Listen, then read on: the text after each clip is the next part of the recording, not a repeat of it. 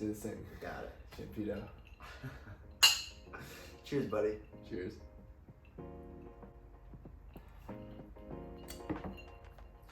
This is episode 85 of the Dare to Dream podcast. My name is Vincent Van Patten. And my name is Gregory Russell Benedict. And this is a podcast where we discuss a wide range of topics, all geared towards living your best life. So true. And today's going to be a little different episode for you guys tuning in. We are drinking a little Patrón. We sure are, bud. Sipping some tequila, getting a little loose, you know. We don't do this often. We haven't done a drinking episode. I feel like, it loosens you up a bit. You have some fun with it. And me and you, we've had our best times when sipping something nice. And, this is a big occasion. This is our last weekend together before you moved to Japan for a year. Yeah, we're not going to talk about that. Before we start our long-distance relationship. Yeah, it's going to get weird. But I think this show is really going to escalate when we are talking about different cultures, different perspectives, just what we're going through. It's going to be incredible, buddy. But it's going to be a fun episode. Today we're going to be talking about why you need to live an adventurous life, why you need to live an interesting life. And this topic has been hitting us both, obviously, for the last few years since we started this endeavor. But today we have some concrete, actual, why you have to do it from people we really respect. And we were just watching before this Neil Gaiman in his commencement speech at the Arts Institute, I believe it is.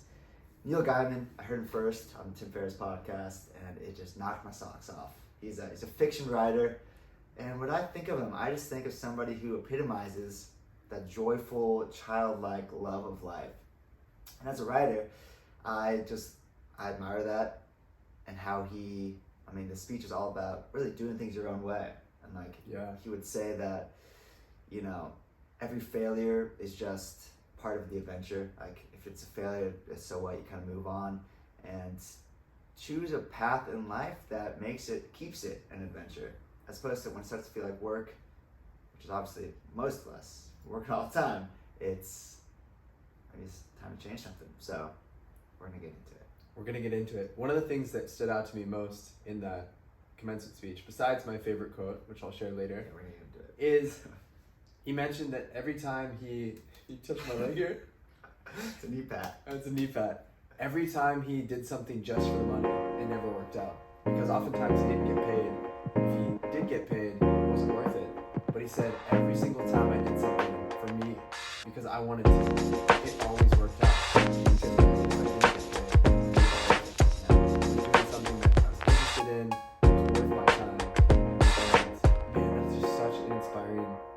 Speech. We'll definitely link it in the show notes. Probably not. Forget that step. We'll see. Yeah, I've been thinking about that a lot lately. Just figuring out what you really need to be happy. What you need to survive, for starters, but if I could do, just because, so I'll be working a job in Japan, teaching English. And it's one of the biggest just kind of conundrums in my mind at this point is it's going to be a job, but obviously I'll be happy and prepared for it and working on that. But will it be feeling like a real, well, it definitely will be. It's going to feel like a job. You're going to be wearing a suit and a tie. Big time. Full suit, full tie. But how much will that be part of the kind of experience that I'm gearing towards, which is writing, podcasting, telling stories? Will it be a sideshow, or will it be the driving force? It probably will be. It's going to be fascinating just teaching these freaking kids and adults English. And it kind of dawned on me recently, the positive side of it. I've been thinking, trepidation, and it's going to be so, just throwing the lines down and everything. But my mom told me recently, I was just kind of thinking, I don't know if I mentioned this in the last episode, but I was thinking this is going to be a very solitary kind of journey. I'll be by myself doing my work and everything. She's you're going to have meet friends. You're going to be going out all the time and wanting to. Wow, I haven't really thought about that. Probably will be make some friends pretty quick, and I don't know about that. yeah, Yeah, you're have your credentials. pretty unlikable. Pretty unlikable. I can't see you meeting anyone and having a good time. Probably won't happen, but if it does, yeah. So it's really, I mean, the core of that is there's no right way to do things. That is at the core of this episode. There's no right way to journey along on this grand adventure. And I think we just get into the nitty gritty of you must live an interesting life. Yeah. This is inspired by an article by Ryan Holiday that he wrote recently. And the more I think about it, the more I realize that that is what life is about. It's living an interesting life. And interesting is subjective. Doesn't matter if other people think what you're doing is stupid.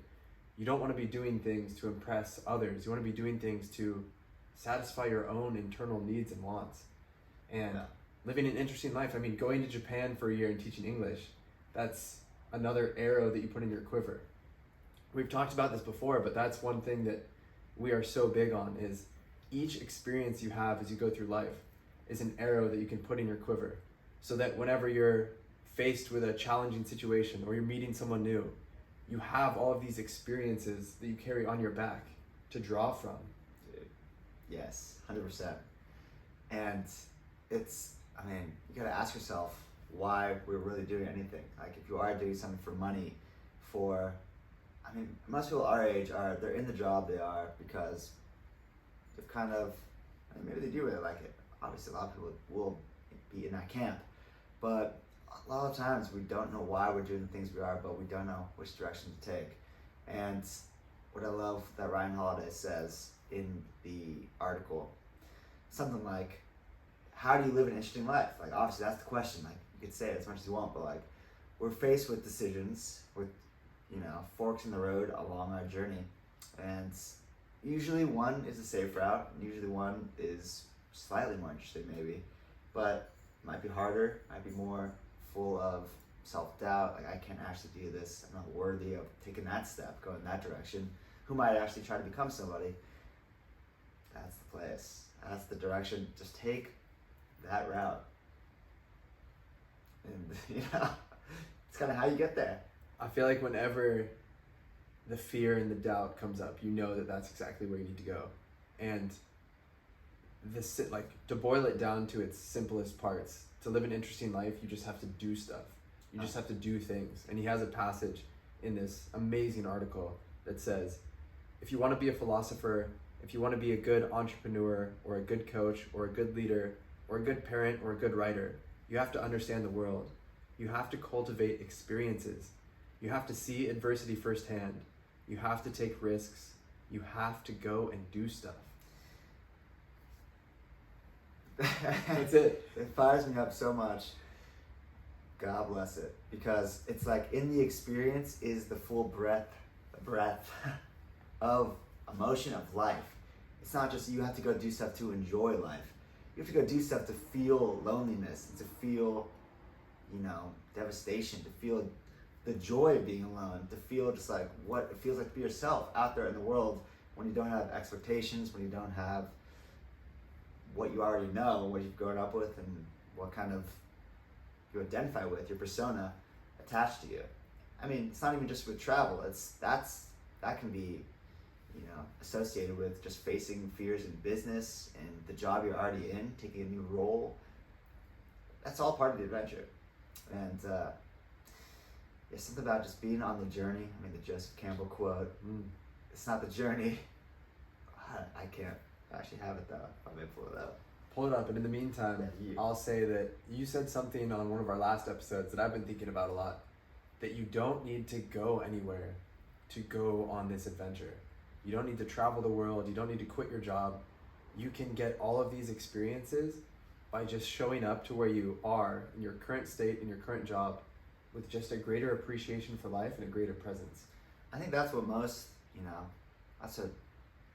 people will relate to, and that's what we connect to with each other. It's not even something that Ryan Holiday posted recently that I just loved.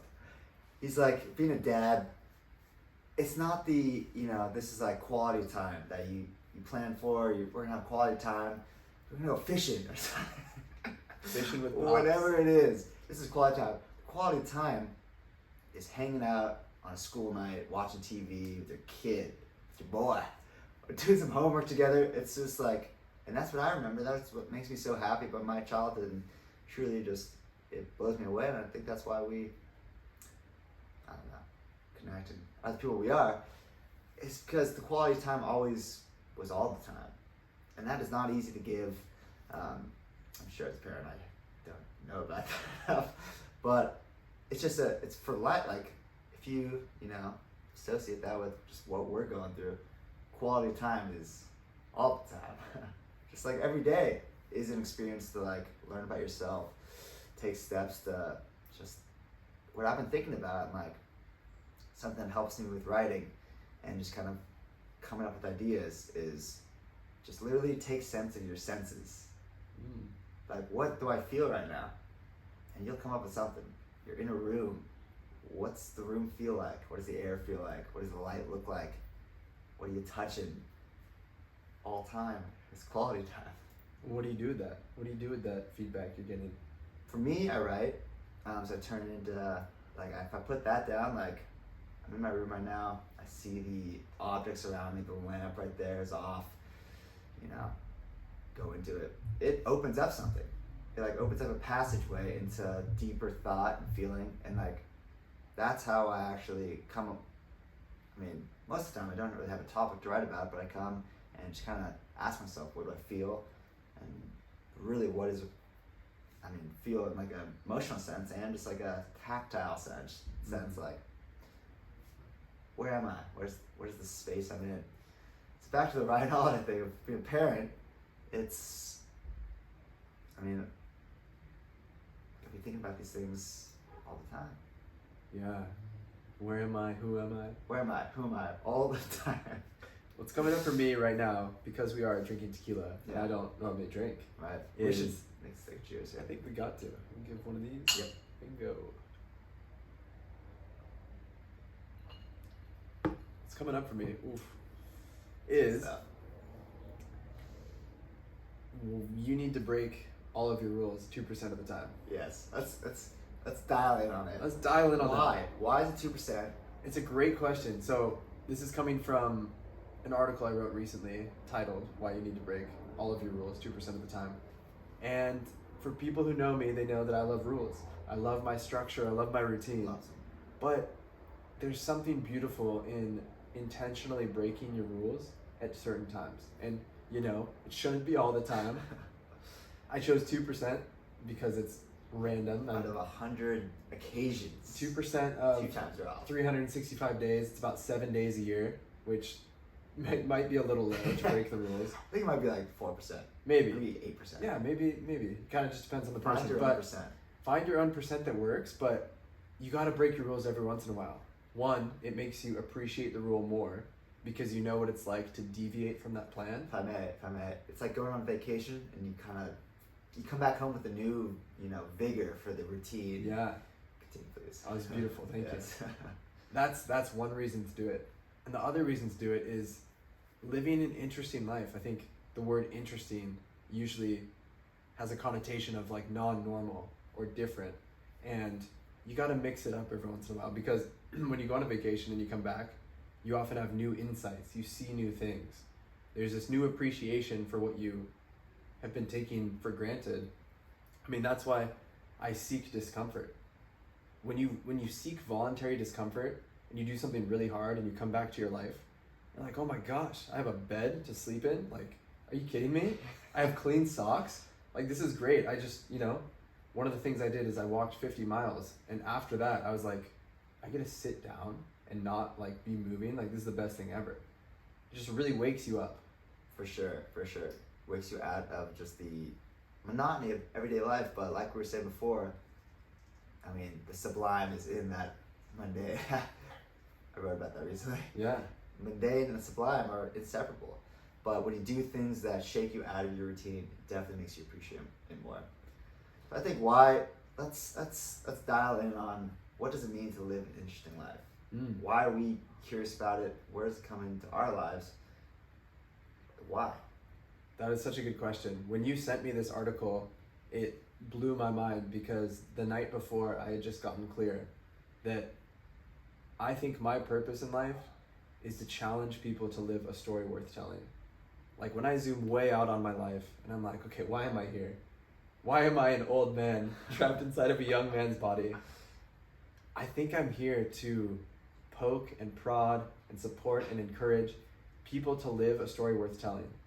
And I've been grappling with this because part of that feels like a story worth telling, like, oh, it has to be this amazing thing and it has to be for other people, what other people think is interesting, but that's not it. A story worth telling is living a life that is 100% your own, and it's the story that's worth telling to you. So it's doing whatever it is that lights you up, whatever you're excited about. I know I've mentioned this before, but I have a friend who's passionate about raising cattle. Like, I could give zero shits about cows and raising cattle, but I love talking to him about it because he's so passionate and he just lights up when he talks about it. So that's why I think you have to live an interesting life and live a story worth telling, because that's the only way you come close to realizing your potential. That's how you unlock who you are supposed to be. And that's also how you meet all of the characters that are supposed to be in your story. Like, it wasn't until we decided to start this podcast and I decided to become a coach that I met some of the amazing mentors I have in my life. Like, one of the mentors in my life, Dane, the only reason I met him is because we have a podcast called the Dare to Dream podcast, and he's CEO of a company called Tell Me Your Dreams. A girl from college who I'm friends with, but I hadn't seen in a while, she reached out to both of us and connected us via email just because of the word dream. And that never would have happened if I wasn't following my heart and we weren't following our hearts together. It's insane. Oh man, it's insane. I love the part you say, a story worth telling yourself. I mean, that's it. Like, yeah, you could. It's interesting to say who you are and what you do. If you have an interesting story, I've done all this stuff at a party, but what actually is a story that you want to, like, this is who I am. You want to tell yourself that, like, I know this is who I am, and this is the story I'm living, and it's interesting to me. I've dealt with stuff, but something that Chris Williamson, Modern Wisdom podcast, is just like so many different, if you're curious about different things, that is not something to kind of be ashamed about. It's like, well, I actually pulled up the journey quote, but I'll get back to that. It's like, if you have all these different interests and a lot of stuff that you don't know which kind of step to take, there is a through thread there somewhere, and maybe you try one thing, see where it goes, and it will take you to a place you never could imagine. Maybe it won't. Maybe you'll try it and just be, fall flat in the face. Try the next thing. Just like, it's connecting the dots instead of like this is a linear path that I have to take. And that's the beauty of the story. Like, that's the beauty of saying, I went through this experience, I did this, and they maybe have nothing, aligned, but you yourself understand why one thing led you to the next thing. And that's like when you could tell yourself that and actually say, I had the courage to face this thing and try something new that I had no business trying, or that I thought I had no business trying, but I did it.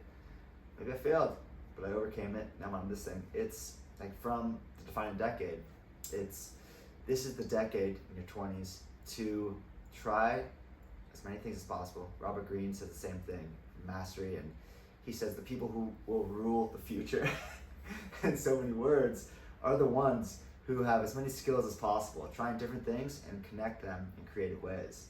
And that's an interesting opinion as opposed to like Jordan Peterson, where it's try as hard as you possibly can in one thing and see what happens. Yeah. That's kind of like, I'm going to put all my eggs in the writing basket, give it everything I have, and see what happens. I mean, obviously they are connected, but then Robert Greene would be, acquire these skills, do this, have as many jobs as you can, and in your 30s or 40s or 50s, that's when you actually start connecting the dots. Yeah. Like, we have more time than we think, for sure. Absolutely. And yeah, in the defining decade, it's the social capital. like building those experiences and those like getting those mentors and those connections. And there's just something, I think it was Aubrey Marcus who talked about, like, I would never hire someone who went to an Ivy League school and then, you know, worked at Goldman Sachs after. And I can't remember where I read this, but it was another article talking about the same thing. And honestly, it might have been this one we're talking about. This is it, yeah. Talking about, like, everyone does the same thing and they fit the mold. If I may. Please. So yeah, this is from the Ryan Holiday article, and it just says, Branko Milanovic, sounds Croatian, recently wrote about just how uninspired the resumes of the young people he sees are. This is it? Yeah, this is it. He or she graduated from a very prestigious university at the best in their class, had many offers from equally prestigious universities, became an assistant professor at X, tenured at Y, wrote a seminal paper on Z when he or she was W, served on 1 or 2 government panels, moved to another prestigious university, wrote another seminal paper, then wrote a book, and then yada yada. This went on and on. You could create a single template and just input the name of the author and the titles of the papers, and perhaps only slight differences in age for each of them. It's like, I mean, in a sense, that answers the question, why is it important to live an interesting life? If you do want to progress, obviously, jobs and careers, that is important. At our age, when we're thinking about these things. And it does give you a story to tell. And that Aubrey Marcus thing, that is like one of the pillars of my inspiration. Of like, I would rather hire someone who was a monk for a year and a half, like just didn't know what they were doing, thrown into the lion's den, than somebody who, you know, kind of checked all the boxes but had no soul. That was such a big, I can't remember where I got this advice. It was, I mean, it was from a virtual mentor, like it might have been from Tim Ferriss, but it was that if you're ever planning on having a gap in your resume, because kind of the old way of thinking is like, oh, you can't have a gap in your resume where there's like 6 months or a year where you didn't work. Yeah. Because employers are going to ask you about that and they're going to be like, what were you doing? Yeah. And the advice was, have a story that's so fun and interesting to tell of what you were doing during that 6 months that everyone else is like, holy shit, like this was awesome. Yeah. And that was one thing that, just practically speaking, like I think I took 6 months off between after quitting my first job and then moving into the real estate job down here. Mm-hmm. And I was so worried about people being like, what were you doing for those 6 months on my resume? And no one asked. Like, going back to what you said, we have so much more time than we think. No matter what age you are listening to this, you have more time than you think. Mm-hmm. And you said something that really resonated. It is living a story that is worth telling to yourself. And you said that, and I liked it. Right. But what the image I got when you were talking about that was, we've all had this experience where you're just sitting by yourself somewhere. Maybe you're waiting for lunch, waiting to meet up with someone, waiting for the bus, and you just think of a story that has happened to you and you just smile. You're just by yourself and you're thinking about it and you just smile, maybe you laugh a little bit, and that is it. That is it. Live a story worth telling, if only to yourself. Because that's all that matters at the end of the day. When you're lying on your deathbed and there's no one around you, I mean, hopefully there are people, but if there's not, like, that's what you're gonna look back on, is all of those memories and those stories and those experiences you had. And it's not gonna matter if anyone else thought they were interesting. It's just gonna matter how you feel about them. That's what I'm talking about, baby. That's what I was gonna bring up next. It's like, cheers to that.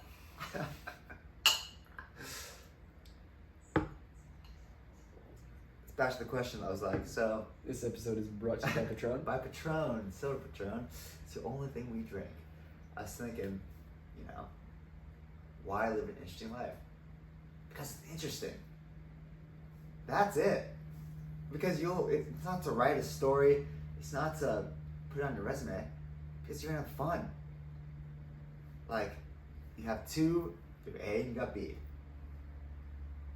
Do you have a safe job you're gonna go towards, or do you have something that is just like gnawing at your soul that you want to try? Why not do that thing and see what the hell happens? Like, I mean, everything we talk about, obviously, it's like we do these things to understand life, to build ourselves up, personal development. But at the end of the day, if you're not enjoying it, if the voice in your head isn't telling you, keep going, enjoy this ride, like, what's it for? I mean, that's big for me as like pursuing writing and being a writer. Of like, is it for the story? Is it for something to write about, or is it just because I want to live this life and like experience this? That's a conundrum in itself, because it's kind of this serpent's head that's always presenting itself, and I'm battling, and it's a beautiful battle. Like, I would rather have nothing else. I'd rather be fighting to understand the story that I'm living and telling, as opposed to just questioning why I'm not doing more, I guess. Yeah. But anyways, what you're saying about like, you go on these journeys, and that's when people and opportunities start presenting themselves. Dude, at the end of the recent Aubrey Marcus podcast, don't know the guy's name, but all about friendship. Aaron Rodgers. No, sorry, Chris Williamson. Got it. Yeah. At the end, he's this he's pretty funny. He's an interesting guy. At the end, he's just talking about like, he's listed all these scientific reasons, what friendship means, all the, Aristotle, the whole deal. And he's like, you want to have friends, go live an interesting life. If you want to make friends, go have an adventure. Go do something, in so many words, go do something hard. And that's when you'll find the people. It's like, that just hit me hard. It's like, wow, me and you, going through something together. We're going through this adventure of finding ourselves and, branching into ourselves. Yeah, I think that's so powerful. And I mean, our friendship has increased exponentially because we've gone through this, and we're going through this grappling together, like trying to figure out what it is that we're doing.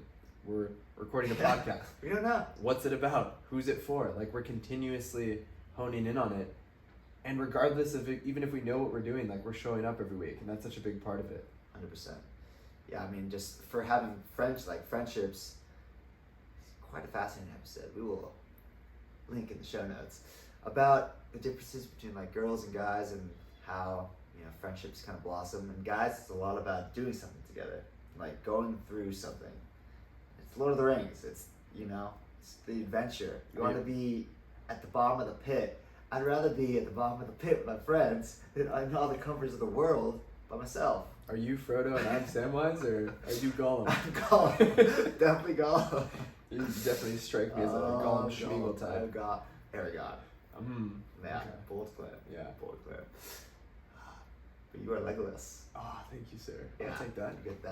You get that. It's totally right.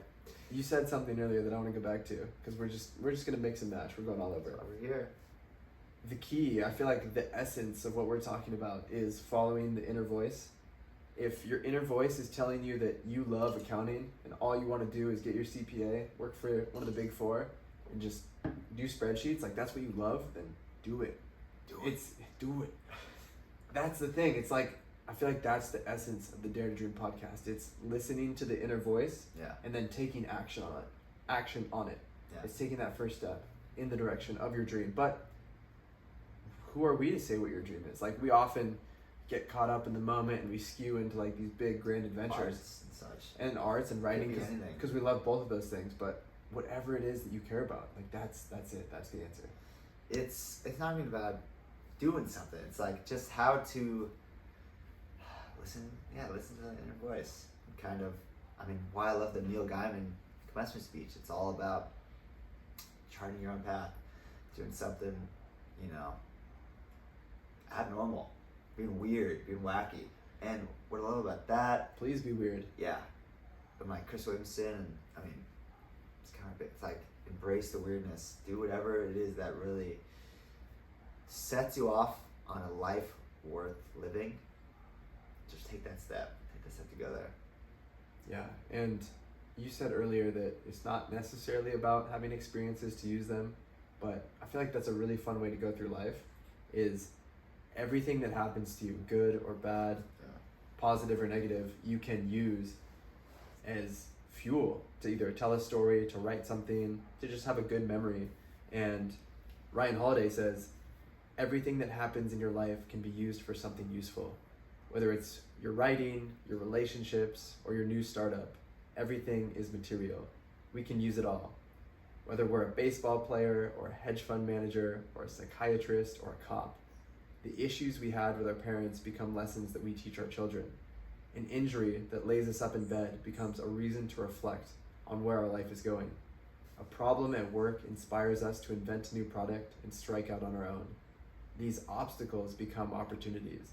These experiences and failures and experimentations and setbacks and discoveries converge to give you what David Epstein calls range. And range is just a breadth of experience. Right. Isn't that crazy? I think what I really just love about writing is like exactly that. I mean, you can take anything that happens to you in this human conundrum and turn it into just what you are feeling as a human being.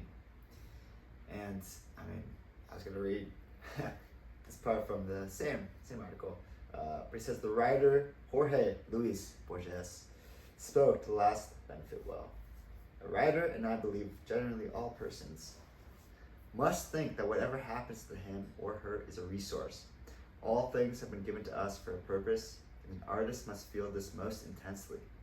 All that happens to us, including our humiliations, our misfortunes, our embarrassments, all is given to us as raw material, as clay, so that we may shape our art. Kind of hitting home on the same point there, but it's true. Like, it's almost like these hardships. I think we connect like on the hardships the most. Like what we were saying, just being in the dirt a little bit, In the mud. That's where true brotherhood, sisterhood, friendship, Sisterhood, buddy. sisterhood. We are sisters for life. Comes from. We can have fun together all the time, but like we've been through some shit. Yeah. Since college, and that's what makes you strong. Yeah. The strength of that is what makes you friends. Like we don't really have guards at this point, you know. Yeah, it's like you want to make a good friend, great, go out for a night. You want to make a best friend, brother for life, like Take on something. go through something very hard together, like struggle and grapple and not know, hug each other while you're crying. And that's like even not like you have to go on this adventure together. That's just like That's just life. being there for your friend. Yeah, things will It's happen. normal life. That's just normal life. Things will happen, and I mean we could just get in the friendship because it is. You listen to them so much. I mean, it's exemplified by what we are, which I'm so damn grateful for. It's like there's this new kind of masculinity that's just. I think it kind of stems from friendship and like, you know, maybe our parents and last generation and such don't. It's just a different way of being with like friends. You can't really show your emotions and you can't be there for each other. And Chris Williamson said it's kind of this British mentality of like this thing called tall poppy syndrome, where you stick too much above the rest and you're gonna get just cut down because you know you don't want to stand out too much. You don't want to really encourage each other, and I don't know how the fuck it happened, but our friendship, like our friends and just people we grew up with, for some reason, we're there for each other, like thick and thin. And that's what inspires me to go on the adventure. Like I couldn't be doing this stuff without a base, a friendship. Yeah. You know, tell me to go. Yeah, just that foundation. And wow, we're talking about so many podcast episodes and being very vague on which ones we're alluding to. We'll link them all. But we're gonna link them all, and the one I'm about to reference here after this good cheers, my friend, Brought to you by Patrón Silver. is the most recent. Well, that's not very relevant, depending on when you listen to this. The Aubrey Marcus, Aaron Rodgers interview. Yes. Aaron Rodgers, Green Bay, quarterback of the Green Bay Packers, talks about how on an ayahuasca journey, he was on it with Aubrey Marcus, and They did one together. oh, they've done multiple together. And he had this experience where for 9 hours, ayahuasca just told him, you're not good enough, you're not smart enough, you're not strong enough, you're not good enough at football. Like, it was telling him every thing that he had ever feared about himself, that he wasn't enough, that he wasn't lovable. just for 9 hours straight. And he was resisting it for the longest time, and eventually he's just like, okay, like maybe that's true. And if that is true, who here in my life, in this room, would still love me if all of those things were true? And he looked at Aubrey Marcus and he's like, that's my brother, he'd still love me. Wow. And it's just so powerful. And like that's what I feel with you, buddy. It's like no matter what we go through, like we're gonna be there for each other. 100%. No matter what. 100%. That's true brotherhood. That's just seeing, that's just seeing another human being as a human. We aspire to all these big things, and on the same podcast they're saying, like, Aaron Rodgers, he was 5 years old and he's watching Joe Montana or whatever, like, getting the touchdown with the San Francisco 49ers. And he's like, that's going to be me. He just knew. And then the next thing he had to focus on was high school. He wanted to be under the lights Friday night, starting quarterback, cheerleaders, the whole thing. Then it was Saturday, college. He wanted to be the big show on Saturday, obviously. But he was like, my focus was always just about that moment of like, all I have to do is be the best at this combine. All I have to do is be the best in this training camp, in this game, this one game, in this 9-yard dash or whatever. And he just focused so hard on just the moment at hand, and that took him from just the next thing to the next thing to the next thing. But he said, Aubrey Marcus is just like, but of course, people always ask, like, could you ever imagine that you'd be in this position? It's like, yeah, obviously. Like, I wouldn't be here if I didn't believe I could be here. Aubrey Marcus said that, and then she's called Aubrey, and then everyone was just like, of course, like, he knew he was going to be an NFL quarterback since he was 5 years old, and he had that vision. But the point is, without that, like, without the things that we're aspiring to, without just like the persona, I guess, like, what's bubbling underneath the surface, and that's what we're trying to get at and embrace more and more, and to see that in one another is real friendship. Yeah, and you don't just fall into an amazing life and career. Like, it's something you have to think about and be intentional, spend time thinking, who do I want to become? What do I want to accomplish? That's what I took away from that, is like, yeah, like, obviously I could see myself being here. I thought about it every single day, every single minute. I visualized it. Still, it's not easy. Like, I'm still trying to grapple with how I'm even a writer. Like, this is kind of a random, but what's your point? It's like, yeah, this is gonna be it, and I might as well give it. This is Jordan Peterson. I give this everything I got. Yeah, I'm in it now, and it's so fucking good. What we were talking about earlier, just like, not even, how to make life interesting, how to enjoy life, how to enjoy the journey. Please tell the quote. I will. Yeah, Gaiman. in the Neil Gaiman commencement speech, which will be linked in the notes. Oh, it must be. It will. We'll get someone to do that. Someone's got to do it. Our personal assistant, our team, back at the podcast studio. He was saying that the best advice he ever received that he didn't follow was from Stephen King. It was when he was writing his very successful comic, The Sandman, and for years and years, like, there was just lines lining up to see him. Like, he was going on tours. He was so successful, and Stephen King was like, "Yeah, this is pretty great. I'll give you some advice. Enjoy it." And Neil Gaiman goes, "I did it for 14 or 15 years, and I didn't really enjoy it. Like, I never slowed down to appreciate how amazing that experience was. I was always worried about the next deadline or worried about the next idea that I was going to write about." And that is one of the biggest things and the best things to do with this life we have, is to enjoy your life. That's it. That's what it's all for. That's why, like, it goes back to just, you live the interesting story because it's an interesting life. That's, it will, sustain you in the moment and be fun. And the same thing goes with, why are we doing any of it if not to enjoy the journey? Buddy, it's a constant battle. I'm just like, I need to do this because, this, but like, why am I actually doing it? Is it bringing me joy?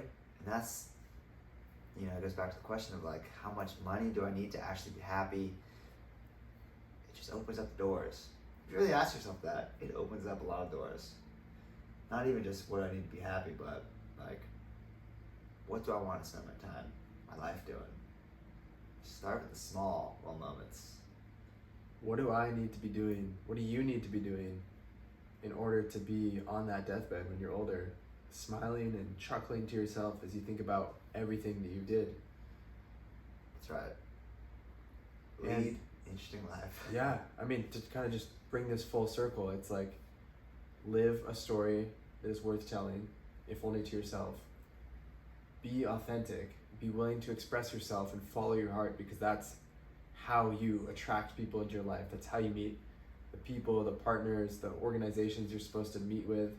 And you said something that just really hit me. It's like, we have such an amazing group of people in our lives because we're authentic and we're willing to share and we're willing to like really like bring each other into what we're struggling with. And my favorite quote of all time is by Neil Gaiman, and he says that the moment that you feel, just possibly, you are walking down the street naked, exposing too much of your heart and your mind and what exists on the inside, showing too much of yourself, that is the moment you might be starting to get it right. Wow.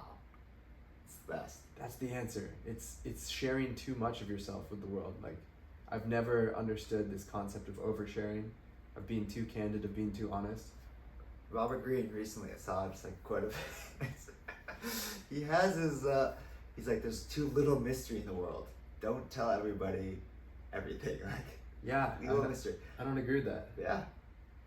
It's a hot take. You heard it here first. Don't agree with Me it. and Robert Greene are having a He's showdown. got a lot of beef. We have a lot of beef. Yeah, it's hard to be fully authentic because a lot of times we don't even know why we are putting on that mask. So I think, yes, like there is a point in having mystery if you want to have power. I mean, his whole thing is 48 Laws of Power, the art of seduction. Seduction. And that's what I don't agree with. Yeah. It's like, yes, you want to be mysterious it's a game. if you're playing the game. Exactly. That's it's a whole other can of worms right there. Play the game. Fucking game. But I think that's how you, at least for me, that's like my most authentic self, is just being willing to put it all on the table and look at it, laugh at it, and not try and tailor myself and wear a mask because I did that and it sucked. That vulnerability just breaks your way in, just to grow upon. Build a cathedral, your heart and soul. Yeah. That might do it, bud. I'd say that's all. Did you wrap? No. That's a wrap. You think so? I'm all out of ideas. That's it. Fresh down. We'll do one more of these. Alright, let's trigger down. And Thanks, bud. Oh God, I'm just so grateful to be on this adventure with you. Same, buddy. I couldn't have imagined us being here. When I first met you and hated you, first impressions stick and just didn't like you very much. Still haven't shaken it. I still haven't shaken it. I don't really know why I hang out with you, but despite the bad, there has been some good. There's been some. A little bit. Some good nights. A lot of burritos. That one night in Greece where we decided if your good friend ever asks you to go on the roof in the middle of the night and drink ouzo, you have to say yes. That was the one that started it all. I think that was it. That's when we found love. That was it. Ouzo night on the roof. That was the beginning. Sit until like 3 a.m. of a sweet, sweet friendship. And that is why, okay, going back to it, full circle. Yeah, we're not done yet. We're not done. That's why. We're not fucking leaving. We're just getting started. It's a Wolf of Wall Street quote. We're just getting started. That is why you have to have the ability to break your rules 2% of the time. I love my rules. I love going out early. But there's certain experiences in life that you just have to break the rules for. And that is what makes a well-rounded life. It makes you a human and not a robot. Yeah, I think about that a lot. It's like, if I want to have this traveling life, where will the routine come from? That's like one of my biggest grapples. And the two sides of the coin is like... You do the robot? two sides of the same coin. I would much rather be happier, I think, figuring it out as I go and like embracing this interesting life where I'm in different countries, don't know where I am. Which way's up? Which way's down? I don't know. And figuring it out as opposed to like, And maybe this is where we're different. As opposed to like, this is my structure, this is what I do every week, this is me. But I do love that. Like, I think everybody, in some sense, enjoys routine because it makes you feel good. You know what you're doing, gives you confidence, and I definitely love routine. That's why I grapple with it. I'm like, how am I gonna work out in Japan? What's the scene gonna be? What am I gonna do every day? But the beauty of life, and this almost gets to me, like, you know, I've kind of grappled with physical things over the years, like working out too much, too little, body presence, physical ailments. That big boil you've always had on your face. Some on the left, I just can't get removed. I don't know where to go even. But like, it's a self-worth sort of thing. Like if I don't find a gym and if I'm not working out in Japan, I'm gonna lose that sense of me that's like, you're at the boil, aren't you? If you're not working out in Japan, I'm not gonna visit. That's all I know. We're gonna find a CrossFit, don't worry. I think we're doing like samurai testing. Samurai testing, yeah. But I think I'd rather be I'd be happier. New place all the time, figuring it out as I go, living an interesting tale. Because you do figure it out. You figure out life as you take the steps, and if that's what holds you back, trust yourself. You will figure it out. The spirit that you carry goes with you. The place conforms to you. Yeah, and that's just the joy of life. Like you learn from it, and you express your home that comes from what you are. Yeah, and you gain strength and courage and the belief in yourself that you can do hard things when you face those unknown situations. You face those situations. Oh, I don't know where I'm gonna work out. I don't know what my morning routine is gonna be like. Yeah. I don't know how I'm gonna get around. It's called adapting. Yeah. That's important. So humans are great at adapting. We are adapters. That's it. That's what we do. Just evolve. We're evolving. Like Pokemon. By the way, I'm getting very into Dragon Ball Z and Pokemon. Okay. Okay. We gotta wrap it up here. That's it. Alright, bud. Well, that was a fun one. I'm sure the things we didn't cover, but we covered a lot. We covered a lot of ground. We repeated ourselves repeatedly. Whole time. But thank you guys for listening. It's on this journey. It's mind-blowing. And we love you for listening. And if we could just leave you with anything, you're like, what do you got? It's that we love you. I can't believe that this is our 85th episode. We've literally done this 85 weeks consecutively. And I just want to say I love you, Vin. Like, our friendship has become one of the most meaningful parts of my life. And it's going to be hard doing long distance again, but we've done it before. Yeah, and the Dare to Dream podcast is just getting started. And we couldn't do it without everyone listening, so thank you all so much. Love you guys. Padre. I was just say, I love you, Greg. I love you too. Tune up. All right. Take a little sipper of the tequila here. This is it. And we're out. I'll give my final statement. Yeah, that's gonna do it. That's gonna do it. We face your fears, I would say. Face your fears. It makes life so much better. Do it with the people you love. Face your fears. Do it with the people you love. Live a story worth telling, if only to yourself.